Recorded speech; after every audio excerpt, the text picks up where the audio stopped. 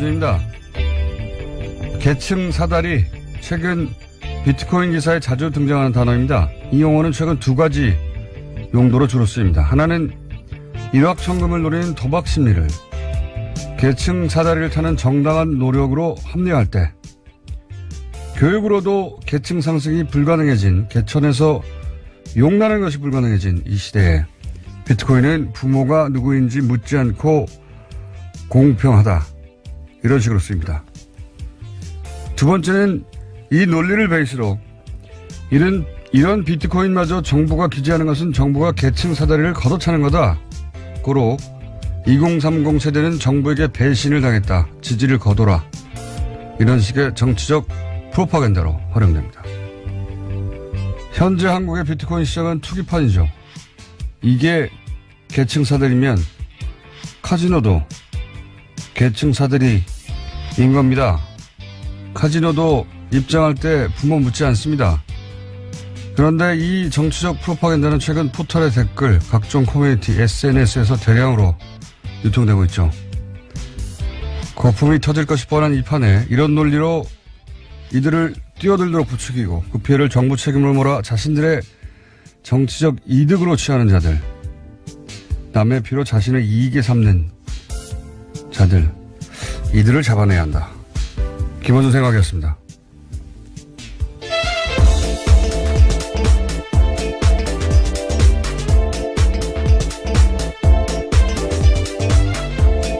시사인의 김은지입니다. 어제 블랙하우스 봤어요? 예, 클로즈업을 하지 않겠다는 독특한 공약이 아주 인상적이었는데요. 거기까지만 봤어요? 예, 그런데 클로즈업 하더라고요. 네, 개업식인데 우리 개업식 정도는 봐줘야 되는데 예. 저희 PD는 안 봤다고 배은망덕해가지고. 예, 다수투어도 인상적이었습니다. 자, 이 비트코인 관련해서 이런 식의 작전, 예, 계층 사다리를 여기다 쓸 줄은 저는 상상도 못했는데 여기다 갖다 붙여서 보수 매체가 많이 씁니다. 이게 이제 비트코인이 계층 사다리다. 이건 거의 하우스가 계층 사다리다고 비슷한 정도거든요. 근데 이 논리를 대량으로 유포하고 포털에서 뭐 하는지 모르겠어요, 사실은. 이런 식의 작전, 댓글, 이거 포탈이 정상적으로 이루어지는 게 아니라는 걸 알 수 있거든요. 이게 통상 새벽녘에 그러니까 출근 시간대 직전에 이런 댓글을 달아 베스트를 만듭니다. 짧은 시간 내에 엄청난 추천수로. 뭐랄까요. 그 속도, 시간대, 물량, 이건 사람이 아니라, 이건 프로그램이 하는 거구나.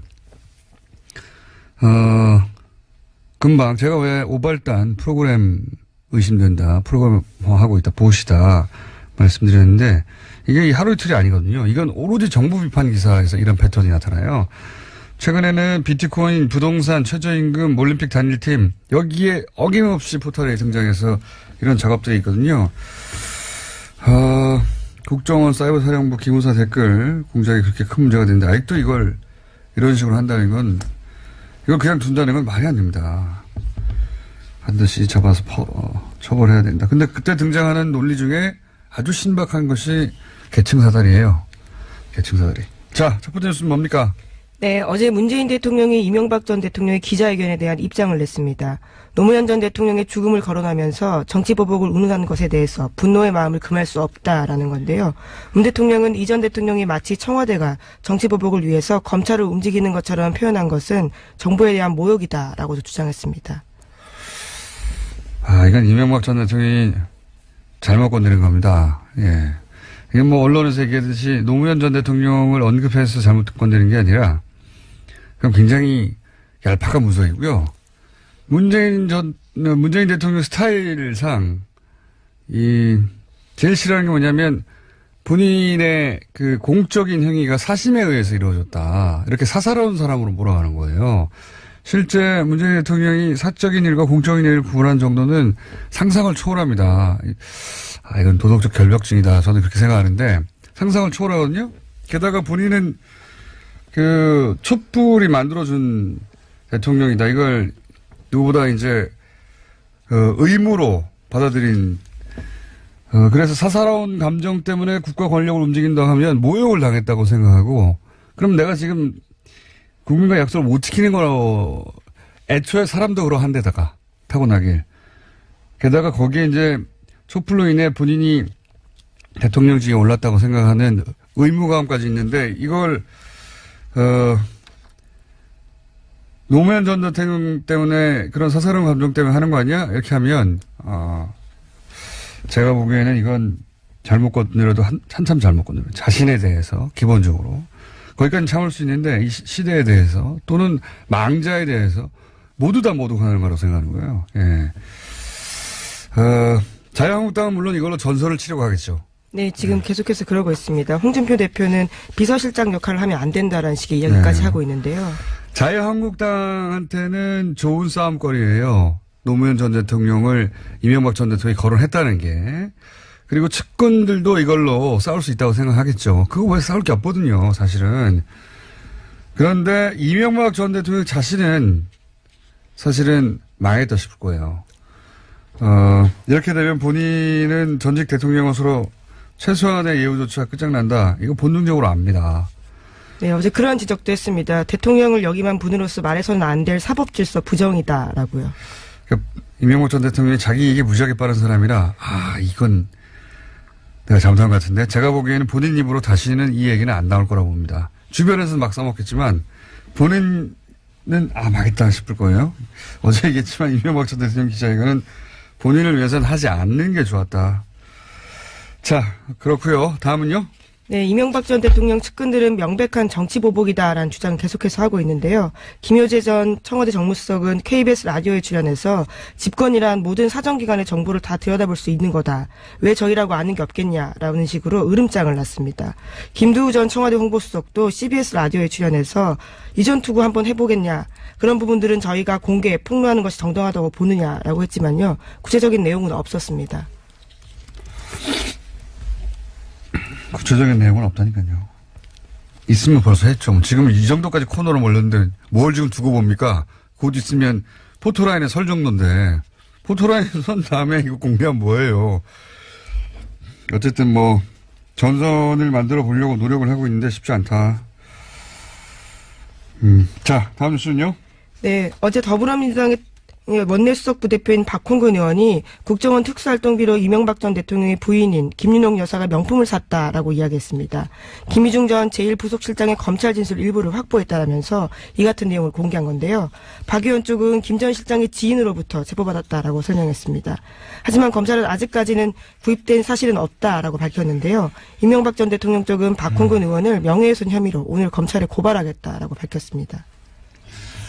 알겠습니다. 예, 요건 저희가 박홍근 의원 인터뷰를 3부인가요? 4부인가요? 하여튼 마련해뒀기 때문에 그때 직접 들어보기로 하겠는데 특활비로 명품을 구매했다면 그건 큰 문제죠. 예, 그건 뭐 양상이 달라지는 이야기입니다. 근데 그냥 단순한 명품 구매 이야기면 제가 할 게 많습니다. 네, 아주 많아요. 예. 할까요, 말까요? 예를 들어서 이제 대통령 순방 때, 뭐, 파리나, 예, 자세한 얘기는 제가 드릴 수가 없고, 때가 되면 말씀드리겠고, 파리나 워싱턴, 정확하게는 미국에서는 버지니아죠. 예. 유럽에서는 파리고, 거기 이제 유명한 브랜드들이 여러 개 있지만 그중에서 특히 사랑하는 브랜드가 있어요. 예. 김용 여사가. 그래서 그 브랜드를 그 가게 문을 닫고 쇼핑했다는 이야기는 아주 유명한 이야기입니다. 재임 시절에 그런가요? 재임 시절입니다. 예. 재임 시절에. 예. 굉장히 구체적으로 있습니다. 네. 이건 다음에 얘기하죠. 네, 돈의 출처는 아직까지 확인된 바는 없다라는. 그러니까 이 명품, 예. 이제 이게, 특활비하고 연결되는지는 저는 모르겠어요. 예. 그건 뭐 제가 확인할 수가 없는 일이고, 이거는 이제 그때 현장에 있었던 뭐 수행원이나 혹은 돈을 건네준 사람이나 혹은 검찰이 밝혀내야 할 일인 거고요. 그리고 김민중 전 실장의 지인이 들었다면 김유정 전 실장은 알고 있을지 모르겠지만 그 얘기를 나와서 하진 않을 것 같고요. 그렇죠? 인터뷰도 하지 않고 계시고. 하지만 재임 기간 중에 그냥 명품 구매 얘기라면 제가 아는 바가 좀 많다. 예. 다음은요. 네, 이명박 정부 시절의 특수활동비 사용 관련해서 또 다른 보도가 나왔습니다. 어제 저녁 TV조선 보도인데요. 이명박 정부 시절 내곡동 사저 논란으로 특검까지 갔던 사건이 있었습니다. 이 사건이 이번 이명박 정부의 특수활동비 사용 논란에 재조명됐는데요. 검찰이 이 내곡동 사저 부지 매입에 들어간 11억 원 2천만 원 가운데 6억 원이 국정원 특활비였다라는 진술을 확보했다라고 합니다. 이 또한 김희중 당시 제1부속실장의 진술이라고 합니다. 이거는 이제 양상이 전혀 다른 이야기죠. 예. 이거는, 그러니까 지금 국정원 특활비를 사적으로 이용했다. 일반 뇌물하고는 완전 재질이 달라진단 말이죠. 예. 대통령의 권한으로 특활비를 가족들이 이용했다는 건데 사실 이 6억, 내곡동 사적 6억은 사실 특검까지 들어갔지만 정확하게 밝혀지지 않았죠. 네, 예. 당시에 이상은 다스 회장에게 6억 원 받았다라고 빌렸다라고 이시영 씨가 주장한 바 있습니다. 근데 이제 앞뒤가 안 맞아가지고 그 이상은 다스 회장의 부인은 찾기는 모르는 예, 돈이라고. 그렇죠. 예. 왜냐하면 6억을 현금으로 가득 베란다에 쌓아놨다는 것도 웃기지만 베란다에 쌓아져 있는 거 가져갔다는 것도 웃기지만 게다가 그날은 이승훈 회장이 자택에 없었다고 김정식 씨가 나중에 또 얘기했죠. 예. 이게 그래서 앞뒤가 안 맞고 6억은 비자금이거나 최소한 뭐 이렇게 의심이 됐던 돈인데 이게 이제 특활비일 수 있다는 이야기가 나온 거잖아요. 이야, 이건 대단한 겁니다. 이건 박근혜 전 대통령이 본인 사저에 기름값 정도 뗐다고 하는 거하고는 규모가 달라는 거죠. 예. 기름값 1,000만 원 정도 썼다는 거거든요. 특활비에서. 예. 그게 아니고 자기 집을 샀다는 거 아닙니까, 그냥. 야. 이게 이제 그 언론이 앞서가서 보도할 때가 있는데 이게 굉장히 만약에 앞서가서다가는 위험한 보도라서 만약에 보도대로 실제 진술이 확보됐다면 대형 사고네, 대형 사고. 네, 예. 2012년 특검 당시에 청와대 압수수색 가로막혀서 6억 원 출처 확인 못한 바가 있는데요. 이번에는 검찰이 그러한 진술을 받았다라는 건데 물론 TV조선 보도에 따르면 검찰이 공식적으로는 아직 확인된 바 없다라고 밝히고 있다고 합니다. 확인하려면 뭐 단계가 오래 걸리겠지만 기본적으로 그 돈을 관리하던 누군가로부터 진술을 확보했다는 거 아닙니까? 네, 예. 이 보도에 따르면 김희중 당시 제1부속실장 진술입니다. 이건 상상을 초월하는 거네요. 그때는 이제 평상시 보관하던 비자금으로 하지 않았을까. 근데 그 정도였는데 그게 아니라 국정원 돈으로 자기 집을 그냥 샀다면은 대단한 겁니다. 이거 국가 안보와 정보를 책임지고 있는 곳에 특수활동비를 이렇게 썼다라는 진술이 나온 거죠. 박근혜 전 대통령의 1,000만 원 자기 기름값 집 기름값. 네, 에어컨 수리비 등이 있었습니다. 규모가 다르네요. 네. 다음은요. 네, 김희중 전 부속실장이 생활고에 시달리고 수차례 면담을 거절당하면서 이명박 전 대통령에게 서운한 감정이 컸다라고요. MBN이 어제 저녁에 보도했습니다. 요거는 저희가 잠시 후에 사실은 김희중이란 이름을 검색어로 올린 장본인이죠. 예. 정두환 의원 직접 출연해서 자세히 한번 관련해서 제가 물어보기로 하겠습니다. 근데 이제 이 특활비가 내곡동 사저로 갔거나 아니면 특활비가 김유영 여사의 개인적인 쇼핑 비용으로 갔거나 하면 폭발할 거라고 봅니다. 이 사안은 아주 양상이 달라지는 거죠. 다음은요. 네, 특활비 사용과 관련된 뉴스가 하나 더 있습니다. 이명박 정부 시절 국정원 특수활동비가 민간인 사찰을 무마하는 데도 쓰였다는 증언을 전해드린 바가 있는데요. 관련해서 자금 전달에 관여한 국정원과 청와대 인사들이 검찰 조사 받았습니다. 관련된 진술이 경향신문에 오늘 아침 나왔는데 지시를 받고 돈을 전달만 했을 뿐이다라고 모두 이야기하고 있다고 합니다. 그러니까 이 사건 전체를 지휘한 윗선을 밝히는데 검찰 수사에 초점이 모아지고 있는데 가장 윗선은 아무래도 이명박 전 대통령으로밖에 할 수 없다라는 겁니다. 너무 당연한 거죠. 왜냐하면은 모경만 국정원 기조실장이 이 정도 액수를 마음대로 할 수 없기 때문에 원세훈 국정원장의 지시를 받았을 것이고, 그리고 지금 민정비서관, 이걸 단순히 할 수 있었겠습니까? 이건 뭐, 당연히, 최소한 민정수석의 지시를 받았을 것이고, 뭐, 액수나 이걸로 봐서는, 민정수석은 비서실장 아래고, 비서실장은 대통령 아래고, 예.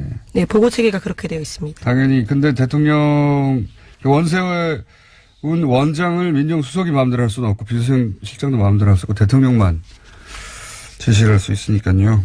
이건 뭐 대통령한테 물을 수밖에 없는 사안인 겁니다. 네. 그러니까 특활비로 가장 먼저 포토라인에 쓸 수 있을 것 같습니다. 지금 진척으로 봐서는.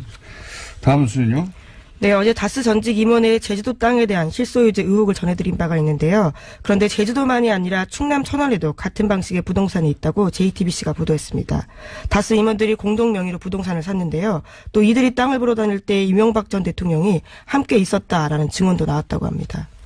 착취가 나오는군요. 예.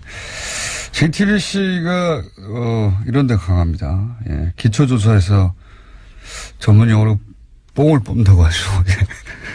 왜냐하면은 이런 얘기는 예전부터 있었어요. 정말 오래된 이야기예요, 이거.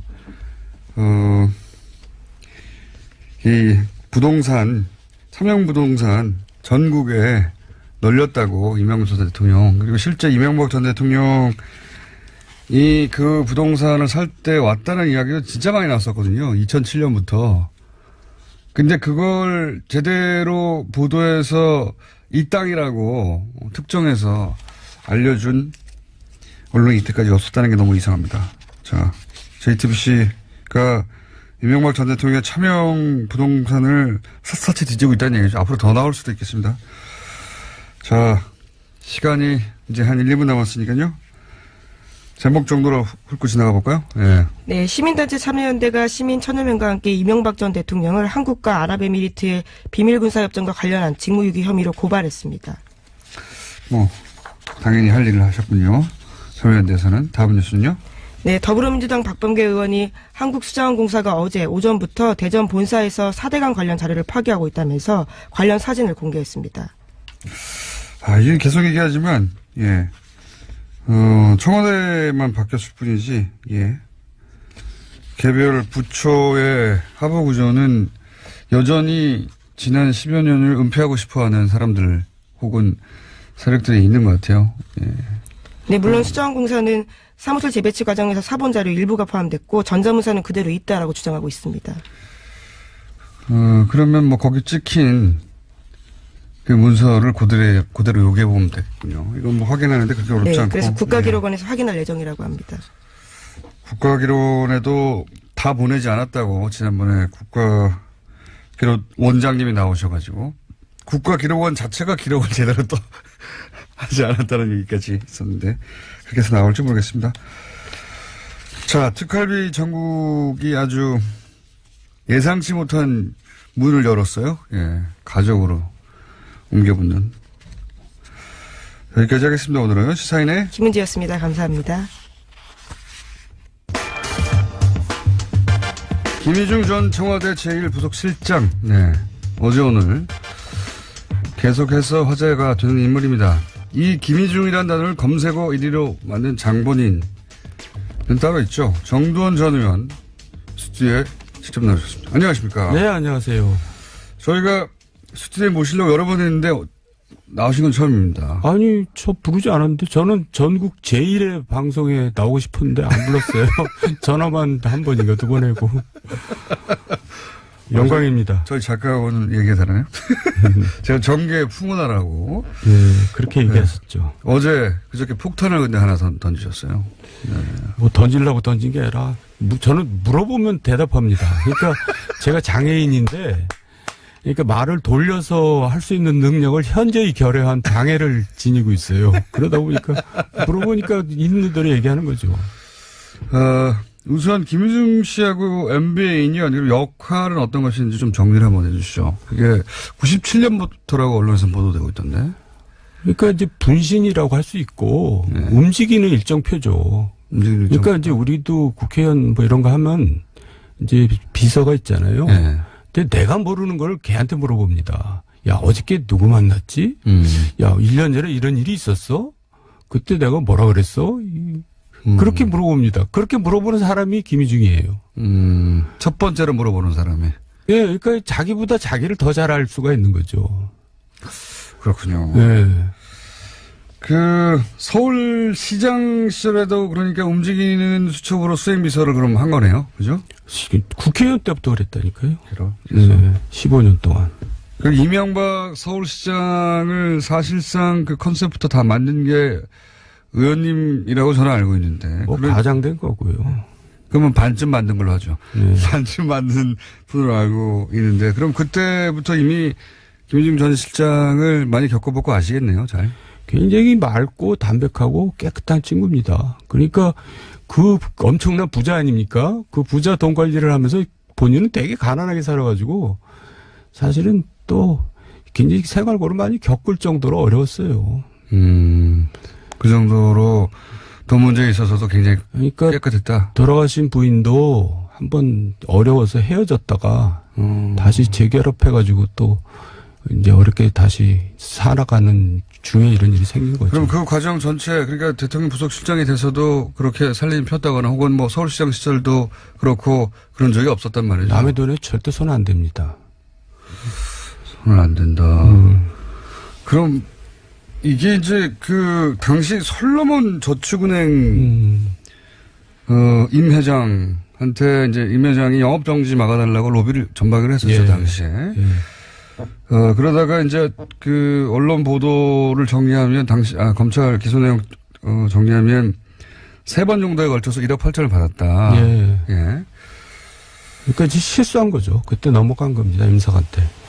근데 제가 이제 요 기사 그때 당시부터 저는 좀 이상했던 것이 청와대 내부 감찰에서 그러니까 그 솔로몬 저축은행 임회장이면 요주 인물인데 3번이나 만나서 돈을 받는 게 안 걸렸다는 것도 제가 이해가 안 갔었거든요. 돈 주는 사람은 집요하기 때문에 돈 거절하는 것도 사실 굉장히 힘든 일입니다. 저도 뭐 정치하면서 겪어보지만 그러니까 이제 돈 주는 사람이 돈 주겠다고 마음먹으면 별 수를 다 써서 주죠. 제가 이제 또 그럼 이상한 대목을 여쭤볼게요. 더 잘 이해가 안 가는 것은 이상득 전, 당시에 이제 밝혀지기로는 이상득 전 의원에게 3억을, 줬고. 그건 이제 제가 소개해서 준 거죠. 그래서 제가 공범이 된 겁니다. 나중에 무죄가 네, 받았죠. 네. 네. 그 여의도 연구소장부터 교도소까지 다 겪으신 분이에요, 지금. 풍운아. 그런데. 풍운아는 김어준 씨지. 제가 왜 납득이 잘 안 가냐면, 이상득 의원에게 직접 줬단 말이죠. 근데 이제 부속실장이 솔로몬 저축은행 영업 정지를 막을 수 있는 사람이 아니잖아요. 어느 정도, 그러니까 급하니까 이제 여기저기 뛰어다닌 거죠. 이제 저는 이때 어떤 생각을 했냐면, 이게 배달하다가 이게 사고 났구나. 이런 생각을 했었거든요, 당시에. 그건 절대 아닙니다. 아니라고 MB께서는 그런 돈을 받는 사람이 아니에요. 돈이 많기도 하지만 대통령이 되겠다. 또 대통령이 되고 나서도 그렇게 사사로운 돈을 받지 않아요.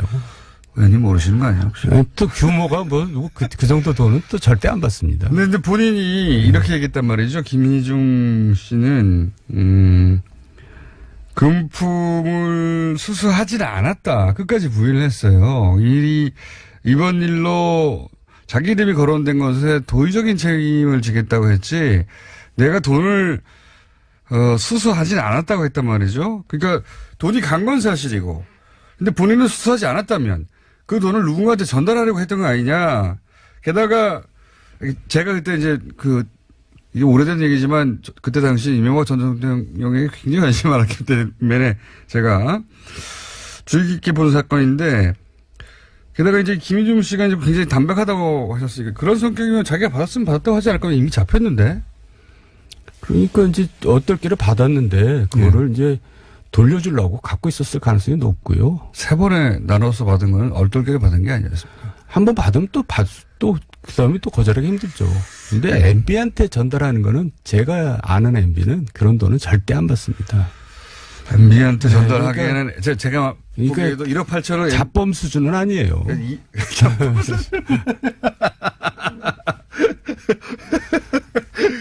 굉장히 이중적인 의미로 말씀하신 것 같은데. 그러니까 저도 이상득 의원에게 3억이 갔는데, 이명박 전 대통령에게 1억 8천이 갔다는 건 말이 안 되잖아요. 말이 액수가. 안 되죠. 액수가 말이 안 되는데, 그러니까 이명박 전 대통령은 아니고, 그런데 영향을 미칠 수 있는 누군가한테 가는 것을 이 분이 배달하다가 결국 본인이 뒤집어 쓴 게 아니냐. 그건 아니고요. 부속실장이면 굉장히 힘이 센 자리라고 볼 수 있고, 이제 금감원이나 금감이 이쪽에다가 좀 얘기 좀 해달라. 그런 차원에서 했겠죠. 직접 요건에 관해서는 물어보지는 않으셨죠? 네, 예, 그렇습니다. 근데 본인이 보시기에 그런 정도의 구도로 이루어진 일이 아니겠는가? 네, 그렇습니다. 너무 확대 해석할 필요 없어요. 그거는 그렇습니다. 그래요. 저는 이게 또 특이한 게 그렇게 저는 생각이 안 들어준 여러 가지 이유가 있었는데 본인이 돈을 받지 않았다고 이제 끝까지 부인한 사람이 항소를 안 했어요. 네. 네. 보통 뭐 억울하지 않아도 형량을 다투려고 항소를 하는데 이분은 항소를 포기했어요. 더 이상한 것은 제가 당시 기억하기로 검찰도 항소를 안 했습니다. 네. 이건 권력의 뜻이다. 제가 그때 그렇게 읽었는데. 그러니까 사면을 기대했겠죠. 빨리 임기가 이제 곧 끝날 때니까 빨리 종결 지어가지고 이제 대통령으로부터 사면을 받고 싶었겠죠. 그런데 자기가 돈을 받았는데 자기가 잘못했는데 대통령이 사면해 줄 거라고 기대하는 거는 어불성설이잖아요. 아니 근데 최시중 천신이를 사면 받았거든요. 그건 이제 이명박 전 대통령이 그분들과의 관계 때문이 아니라 그러니까 제가 정리해 드릴게요. 네, 그건 어떻게 된 겁니까 그럼? 사실 이상득, 최시중, 천신일, 김희중이 이제 들어가 있었는데 천신일, 최시중은 왜 사면했냐면 위험한 인물이라고 저는 판단합니다. 위험한 인물. 네, 이명박으로서는 좀 두렵죠. 이 사람들이 이제 어떤 일을 할지 모르니까. 그런데 김희중 부서실장까지 사면하면은 자기한테 굉장히 부담되거든요. 김희중 비서실장이 더 위험하다면서요? 입을 열면. 그렇죠. 아니 근데 김희중을 굉장히 착한 사람이니까 우습게 본 겁니다. 그러니까 실수를 이명박이 대통령께서 실수를 한 거고 그 당시에 제가 아는 사실 또 하나는 이상득도 사면하려고 했어요. 그때 구치소 안에서 제가 이상득 씨가 전화하는 걸 들었는데 막 화를 내면서 나를 왜 사면하냐? 난 무죄다.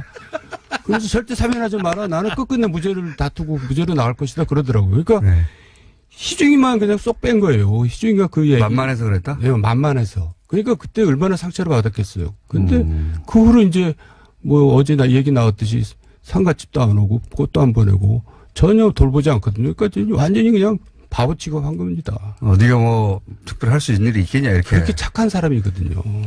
그러니까 그냥 우습게 하는 거죠. 이런 건 아니었을까요? 저는 이제 그때 당시 어떻게 생각했냐면 이거는 이제 배달을 하다가 죄를 뒤집어 썼고 그리고 항소하지 않고 조용히 있으면 그때가 대통령 선거 시절이거든요. 직전이에요. 2012 11월.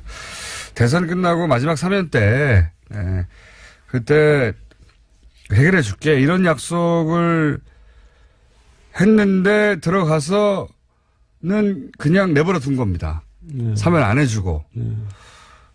그래서 그런 가운데 이제 말씀하셨듯이 부인이 자살하고 약속도 지켜지지 않고 배신감이 컸겠죠. 근데 제 말은 자기가 먹었는데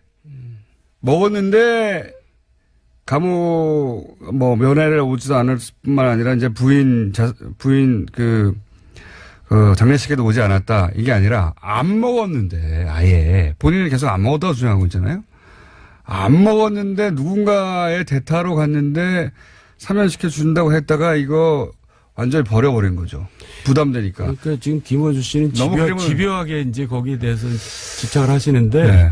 저도 사실 팩트는 모르죠. 네. 근데 아닐 것 같다. 제가 아는 MB는 그런 잡범은 아니라는 거죠. 그러니까 MB한테 간 건 아닌 것 같아요. 근데 그 정도. 또 딴 사람일 수 있다? 네. 그 주변에 누군가한테 간 것 같다. 그건 제가 모르죠. 자, 일단 요 이야기는 저의 당시의 소리였는데 이 중에서 그러면 출소 후에 이명박 전 대통령에게 이제는 이제 다 끝났잖아요. 전입이 됐고 본인도 나왔고 그러면 이명박 전 대통령이 그때는 정치적으로 부담돼서 그랬을지 몰라도 나중에는 챙겨줄 수 있지 않습니까? 그러니까 정치적으로 부담스러워한 겁니다. 이제 돈 받고 들어가서 살다 나온 친구를 내 옆에 두면은 내가 기스 날 것 같으니까는. 다 끝냈는데 그래도 대통령도 아닌데. 그러니까 되게 옹졸한 거고 좀 이기적인 거죠. 그게 뭡니까? 그 이후로 그럼 안 챙겼어요? 전혀. 그리고 김희중 자체가 이제 실망을 해서 아예 연락도 안 했죠. 김희중이 뭐 찾아가서 도와달라고 그러는 얘기 나오는데 그러지 않았습니다. 김희중 자체가 얼씬도 하지 않았어요. 쳐다도 안 봤습니다. 그쪽으로 쳐다보지 않겠다. 예, 내가 그랬어요. 가서 인사라도 드리지 그러냐 그랬더니 아이 됐어요. 뭘 인사를 해요. 안 갔습니다. 이미 이제 마음이 거기서 끊어진 거죠. 끊어진 것이다. 네. 하하, 참. 배달사고인지, 그러니까 이명박 전 대통령이 직접 받았을 리는 없고 액수 작고 하지만 주변 누군가로 가던 돈이었을 수도 있다고 저는 보는데 거기까지는 잘 모르시겠고. 근데 그럼 이 부분은 그 시절부터 97년부터 계속 있었으면 그리고 수첩이었으면 사실상에 네. 그 시절이면 도곡동 땅 문제가 불거졌을 시절부터 다 안다는 거네요, 내용은? 다 알죠. 도곡동 땅, BBK, 다스, 삼성 문제. 예. 2012년까지 계속 있었으니까 내곡동 사저 140억 돌려받은 거 다. 그런 거 다 알 겁니다. 폭탄이네요. 돌려받은 거? 네, 뭘 돌려받은? 내곡동 사저를 돌려받은? 아니, 140억, BBK 140억을 나중에 김경준 씨로부터 돌려받은 것. 그런 내용도 다 알고 있겠죠. 바로 모든 전화를 대통령이 직접 합니까? 다 누구 시켜서 하고 그러고 누구 불러라 하고 그러는데 그 흐름을 다 알고 있겠죠. 거의 다 알고 있을 것이다. 네. 특히 대통령 되기 이전 거는 대통령이 아니어서 아주 대통령은 또 많잖아요, 수행이. 네. 근데 이제 그 이전 건 아주 자세히 알고 있겠네요. 대통령 수행은 많지 않습니다. 그래요? 이 김희중 혼자 합니다. 네. 특활비도 안다고 아는 거겠죠, 당연히? 그러니까 이런 특활비 얘기가 나온 거겠죠? 그렇죠. 네. 그 자기가 받은 특활비를 자기가 모르겠어요. 그 특활비 중에 1억을 받아서 지금 제2부속실로 줬다는 거 아닙니까? 제2부속실은, 영부인. 네, 가족들 관리하는 곳인데, 거기 줬다는 건 영부인이 그 돈을 썼다, 이렇게 봐야 되는 거 아닙니까? 물론입니다. 예, 그게 언론에 보도되신 명품에 썼는지 어떤지 모르겠지만, 개인적인 용도로 썼다고 봐야 되겠죠? 그거는 이제 검찰이 밝혀야 되겠지만, 공적으로 썼어도 문제죠. 공적으로 왜냐면 쓸 일이 있나요? 공적으로 청와대에 쓸 일은 많이 있겠죠. 근데 이제 그 공적으로 써도 그것도 그것도 문제긴 하지만 불법입니다. 예. 네, 문제긴 하지만 공적으로 쓸 돈을 그 부인이 그렇게 받았을까요? 그래서 어쨌다는 겁니까? 아시는 거 있나 싶어가지고요. 네, 저는 거기에 대해서 모릅니다. 그쪽은 모르시고요. 예. 명분 빼기 얘기 나오던데. 예. 그것도 좀 너무 억측인 것 같고 검찰에서도 그건 부인했던데요. 그 확인되지 않았으니까 검찰은 부인하겠죠. 검찰은 말을 하려면 적어도 영수증을 확보해야 말할 수 있을 텐데 특활비가 거기 쓰였는지는 제껴놓고 혹시 평상시에 명품을 좋아한 거 어떤 그 취향에 대해서는 아십니까 혹시? 김현미 의원인가가 그것 때문에 크게 한번 곤욕을 치렀죠. 예. 명품 시계를 찼다고. 예. 근데 사실 그게 명품시가 아니었고 모조품이었거든요. 네, 가방은 아닌 것 같아요. 가방은 진짜 명품은 좋아하겠죠. 좋아하겠죠. 그 정도면. 근데 네. 이제 일부러 외부에 다닐 때는 또 이제 위장을 하죠. 네. 이제 값싼 걸로 이제 하고 다니고 그러는 거죠. 네. 그건 보통 정치인 고위직들 부인들이 보통 그렇게 합니다. 하여간 쇼핑 취향에 대해서 잘 모르시고요. 거기까지는. 화제가 됐길래 한번 여쭤보는 겁니다. 중요하지는 않지만. 현대그룹 회장 부인인데 취향이야 굉장히 고급스럽겠죠. 최근에 이 이명박 전 대통령 오랜 측근들이 등을 돌리고 있어요. 김희중 실장이 화제가 됐지만 그 외에도 다수의 김성호 전 사장도 그렇고 다수의 오래 근무했던 직원들도 그렇고 네. 이거는 왜 그런다고 보십니까? 원래 인간들이 또 다 그래요. 옛날 워터게이트 사건 때도 보면은 그 당시 검찰 기록 보면은 이제 닉슨 측근들을 부르는데 물어보지도 않는데도 다 부르더라고. 이제 그런 얘기를 하는데 특히 MB는 측근 관리는 진짜 못해요. 어떤 의미에서 그렇습니까? 예? 그러니까 달면 삶고 쓰면 뱉는다는 그런 스타일이겠죠. 그러니까 뭐 좀 어떻게 보면 굉장히 어리석은 거죠. 그 관리를 해야죠. 그러니까 앞으로 입을 열 사람이 더 그건 본인이 많겠네요. 책임져야 될 일입니다. 앞으로도 더 나오겠죠. 저는 이제 이게 더 번질 때가 이제 중요한 부분이 어디냐면 민간인 사찰 부분이라고 생각해요. 아, 본인이 직접 겪으셨죠, 그거는. 예, 제가 네. 1차 사찰 대상인데. 근데 왜 사찰 대상이 되신 거예요? 그때 이상덕 의원에 대해서 출마하지 말라고. 불출마 그거 하나입니까? 55인 사건 불출마를 주동한 게 첫 번째고 또 하나는 이제 제가 도곡동이나 BBK에 대해서는 굴뚝같이 MB 말을 믿었거든요. 예. 그래서 이제 그 당시 국세청이나 검찰에서 만든 엉터리 파일이라고 생각하고 그걸 다 내놔라. 예. 그것 다 파괴시키겠다. 그래갖고 제가 이제 그걸 요구를 했는데 너 왜 쓸데없는 짓 하고 다니냐. 이제 저를 오해한 겁니다. 자기를 뒷조사하는 것처럼. 그래서 내가 그럴 리가 있나요? 서울시장을 만들고 대통령을 만들었는데. 그래서 내가 보고 드리지 않았습니까? 이거 파일들은 다 없애야 됩니다. 나중에 또 엉뚱하게 사용될 수 있으니까.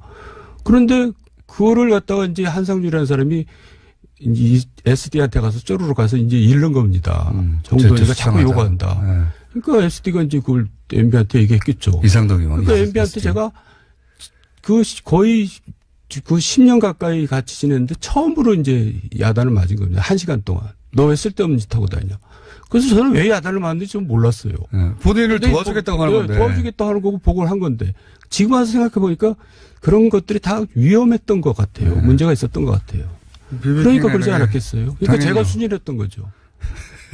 죄송합니다. 오로지 그 이유였어요? 오로지? 그 두 가지 건이 굉장히 결정적인 계기가 됐어요. 그래서 어디까지 당해보셨습니까? 그래갖고 사찰이야, 이제 뭐. 저 미행을 시키고 그래가지고 제 주변 이런 얘기를 했어요. 청와대에서 정도원과 가까운 자들을 씨를 말리겠다. 그래서 제가 이제 청와대에서 그러길래 제가 이제 그렇게 제 주변을 그렇게 괴롭혔거든요. 네. 제일 실제 제일- 들으신 얘기에 씨를 말려라? 예, 제일 이제 괴롭 당한 사람이 정태근 의원이고 뭐 남경필 의원도 그렇고. 근데 그래서 제가 그렇게 얘기를 했어요. 아, 그럼 나한테 좀 확인을 좀 해라. 나하고 친하지도 않은데 당하면 얼마나 억울하겠느냐. 이렇게 친한지 아닌지 물어보고 씨를 말려라. 예. 그렇잖아요. 그렇죠. 예. 엉뚱하게 씨가 말릴 수 공직사회에서 있으니까. 저 때문에 피해 당한 사람도 많습니다. 승진이라는 그래요? 문제에서. 예. 저하고 가깝다는 얘기. 어쩌다가 통화 몇 번 했다고. 예. 그래서 그러니까 이제 씨를 말려라고 해서 무슨 일을 당하셨어요, 그때? 저를 이제 그 기피 인물을 자꾸 만드는 거죠. 그래가지고 저 뭐 다 뒤지다가 저한테 또 걸렸어요. 저 미행하다가. 미행하다가 걸린 적도 있어요? 예, 미행하다가 걸려가지고. 국정원이었어요? 아니면 그때? 이제 그때 국정원 직원이었죠. 청와대 파견 나온. 예. 그래가지고 제가 SD한테 이제 항의를 했죠. 예. 어? 어떻게 걸렸습니까? 저도 다녀와서 그러니까 이제 아는데. 제가 눈치를 때려잡으셨어요? 국정을 한심하게 보는 게 예. 남을 사찰하고 미행하는 것까지는 좋아요. 그게 국정원 일일 수도 있는데 예. 왜 들키냔 말이에요. 그러니까 어떻게 들켰어요, 그때? 아니 접근해 오면 접근해서 들킵니다. 근데 그렇죠. 예. 그 당시에 이제 또 저에 대한 모든 중상모략, 뭐 음해 이런 거를 또 뭐 찌라시에 뿌리고 난리가 났는데 예. 그 중에 이제 어떤 얘기가 들어왔냐면 그 자료를 주간지 월간지 기자들한테 주면서 기사를 쓰라고 한 거예요. 네. 그 주간지 월간지 기자 중에 저를 좋아하는 사람이 있잖아요. 그러니까 그걸 저한테 알려준 겁니다. 예. 그 제가 확인을 해봤더니 사실이에요. 예. 그래서 이상덕한테 쫓아갔죠. 갖고 이게 무슨 짓들을 하는 거냐 도대체. 예. 그랬더니 나 이제 이건 도저히 가만히 안 있겠다. 그랬더니 그 이상덕 옆에 이제 그때 다른 국회의원이 있었는데 이상덕 측근 그 국회의원이 그럼 내가 나서서 해결하겠다 해가지고 예. 그거를 이제 그 사람을 내가 뭘 요구했냐면 그 친구를 잘라라가 아니라 그 친구 청와대 두면 안 되니까 국정원으로 돌려보내라. 예. 그런데 국정원을 못 돌려보내는 겁니다. 그래서 이상덕 의원한테 가서 아니 내 앞에서 분명히 돌려보낸다고 해서 그때 인정하지 않았느냐. 근데 왜 안 돌려보내냐. 그랬더니 그다음에 정정길 비서실장한테 연락이 왔어요. 만나자고. 그래서 만났더니 그 친구를 돌려보내려고 그랬더니 국정원장이 안 받겠다는 거예요. 그래서 국정원장을 나중에 한 만날 일이 있었거든요. 왜 돌려보내는데 안 받느냐 그랬더니 이놈이 나를 사찰했어요. 그러니까 심지어는 국정원장을 국정원 직원이 사찰한 겁니다. 그런 일들이 벌어졌어요. 그러니까 진짜 아니, 미행을 어떻게 잡으셨어요? 궁금한데. 저도 당해본 네? 적이 있어가지고. 저도 잡아본 적이 있거든요. 왜냐면 예. 저하고 가까운 의원 중에 박덕흠 의원이라고 있었어요. 예. 박덕흠 의원이 그때는 사업가였는데 금타 산업훈장을 받았는데 며칠 만에 세무조사를 받은 겁니다. 네. 원래 산업훈장을 받으면 세무조사를 면제받거든요. 네. 근데 세무조사가 들어갔고 막 엄청나게 고초를 겪었거든요. 그런데 왜 그렇게 됐냐 생각해 보니까는 이제 그 박덕흠 의원하고 저거 잘 만나서 술도 잘 먹고 그러거든요. 아, 그러니까 이제 그걸 미행해서 이제 다 보는 거예요. 나중에 또 드러났지만 또 어떤 사학재단 뭐 이상하는 친구도 있거든요. 예. 그 친구도 저하고 굉장히 가까운 친구인데 그 친구도 저 엉뚱하게 뭐 세무조사 들어가고 만난 사람들마다 세무조사 들어가는 거예요. 얼마 안 있으면 곧 이제 네. 피해를 입는 거군요. 예. 예. 그걸 그 미행하는 거지 뭐예요. 아, 저는 물리적으로 확인한 적도 있거든요. 그래. 아, 정황을 조합해서 이제 미행을 확인하셨구나. 김어준 씨는 그래도 싸죠. 하도 그냥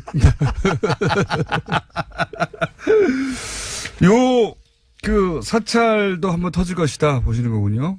그 문제가 왜 터져야 되냐면 전 터져야 된다고 보는데 네. 박근혜 정권에서 블랙리스트가 문제가 됐잖아요. 네. 근데 이거는 가장 악랄한 블랙리스트입니다. 민간인 사찰은 네. 악랄한 블랙리스트. 왜냐하면 이명박을 비판하는 자들은 네. 분야를 막론하고 지휘고하를 그냥 막론하고 블랙리스트 수준이 아니라 그냥 이제 사찰을 하는 겁니다. 그러니까 이제 총리실 공직윤리지원관실에 있는 멤버들 다 영포 라인이거든요. 영포 라인들. 영일포항. 그래서 그러니까 이제 그 라인들이 뭉쳐가지고 이제 정권을 호위한다고 그런 네. 짓들 벌렸는데, 근데 그런 짓만 했을 또 다행이에요. 그런 자들이 또 뭘 했냐면 각종 공공기관에다가 이권청탁, 인사청탁을 합니다. 그래서 그걸 안 듣잖아요. 네. 그러면 그 사람들 또 사찰해가지고 압력을 가하고 쫓아내고 그러는 겁니다. 그러니까 이거는 무슨 깡패 악당, 무슨 불안당 정권이죠. 그걸 묵인한 사람이 묵인했으니까 그런 일이 벌어질 거 아니에요. 네. 이명박 전 대통령. 이명박 대통령은 이제 소위 말해서 그 자들이 이제 좌파 세력을 척결한다고 믿고 이제 그런 힘을 실어준 거죠. 아니, 정세현 의원이 좌파 세력은 아니잖아요, 최소한. 네? 이명박 전 아니, 대통령. 자기를 비판하면 다 좌파 세력이죠. 비판하면 다 좌파 세력으로 몰았다. 그러면 여기서 터지면은 특활비도 터지겠지만 엄청 많이 남아있겠네요, 그죠? 네, 그래서 그 당시에 뭐 수석했던 사람들 또 그 당시에 뭐 노동비서관이 이제 공직윤리지원관실을 지휘했잖아요. 그런 사람들 다시 또 문제될 거예요. 그때 엉터리 수사했잖아요. 완전 엉터리였죠. 뭐 호텔에서 불러서 30분간 수사하고 컴퓨터는 미리 다 디가우징 시켜버리고. 그렇죠. 뭐. 예. 네. 그리고 또 그 국정원 특활비가 그 사람들 이제 재판 받을 때 변호사 비용을 누가 댔겠어요. 그 변호사 비용으로 갔다는 얘기도 그 당시에 많이 돌았어요.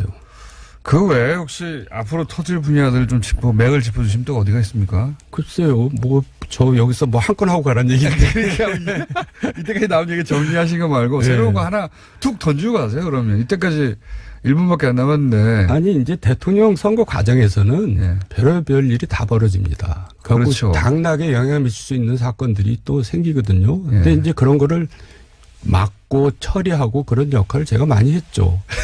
그래서 이제 근데 그게 이제 후유증이 남습니다. 네. 대통령이 된다음에도. 그러니까요. 그 중에서. 그 사람들이 또 나중에 와서 뭐 협박하고 이제 그런 일이 벌어지거든요. 협박하고 나중에 와가지고. 예, 그런 일에 이제 돈이 쓰였을 수도 있는데, 네. 그때 벌어진 일은 제가 죽기 전에 얘기하려고 그래요. 그러니까 김어준 씨 제가 죽을 때 되면 꼭 저한테 면회 오십시오. 제가 그때 얘기해 드릴게요. 그때까지는 못 버티실 거예요. 먼저 돌아오실지 모르겠네. 제 말은 자꾸 괴롭히고 물어가지고 그때까지는 아니, 못 버티실 거고. 그 얘기를